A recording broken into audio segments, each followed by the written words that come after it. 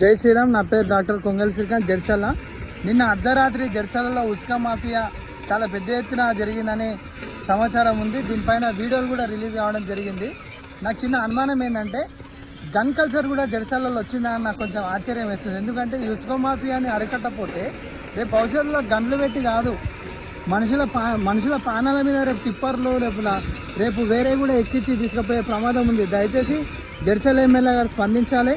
నిన్న జరిగిన అమ్మపల్లిలో ఉసుక దందా ఏదో మాఫియా జరుగుతుందో దాని మీద మీరు ఎంఆర్ఓ గారిని తక్షణమే సైట్ విజిట్కి పంపించాలా.